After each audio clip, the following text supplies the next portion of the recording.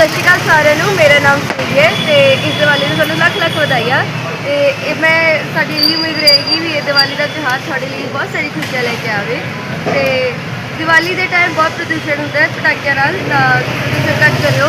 ਤੇ ਬਾਕੀ ਬਜ਼ੁਰਗਾਂ ਦਾ, ਕੁੱਤਿਆਂ ਦਾ, ਬੱਚਿਆਂ ਦਾ ਬਹੁਤ ਧਿਆਨ ਰੱਖਿਓ, ਪੋਲਿਊਸ਼ਨ ਘੱਟ ਕਰਿਓ ਤੇ ਫਾਸਟ ਵਗੈਰਾ ਘੱਟ ਖਾਇਆ ਕਰੋ।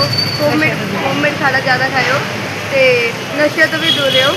ਮੈਂ ਆਪਣੇ ਹੋਮਮੇਡ ਪ੍ਰੋਡਕਟ ਬਣਾਏ ਨੇ ਅੱਜ, ਤੁਸੀਂ ਦੇਖ ਸਕਦੇ ਹੋ। ਇਸ 'ਚ ਸਾਡੇ ਕੋਲ ਬਹੁਤ ਸਾਰੇ ਚੋਕਲੇਟਸ ਬਣੇ ਹੋਏ ਨੇ, ਪਟਾਕਾ ਚੋਕਲੇਟ। ਸਾਡੇ ਕੋਲ ਐਗਲੈਸ ਕੇਕਸ ਵਗੈਰਾ ਨੇ, ਮਫਿਨਸ ਹੈ, ਬਰਾਊਨੀਜ਼ ਹੈ, ਸਾਡੇ ਹੈਪਰਸ ਨੇ ਆਪਣੇ ਛੋਟੇ।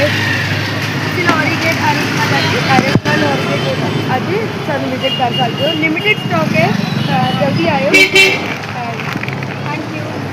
ਸਾਡੇ ਪੇਜ ਦਾ ਨਾਮ ਹੈ ਸਕ੍ਰੰਬਲ ਪੇਜ, ਜਾ ਕੇ ਸਾਨੂੰ ਵਿਜ਼ਿਟ ਕਰ ਸਕਦੇ ਹੋ। ਇਹ ਸਾਡਾ ਇੰਸਟਾਗ੍ਰਾਮ 'ਤੇ ਪੇਜ ਹੈ ਸਕ੍ਰੰਬਲ ਪੇਜ, ਤੁਸੀਂ ਉਹ ਵੀ ਵਿਜ਼ਿਟ ਕਰ ਸਕਦੇ ਹੋ।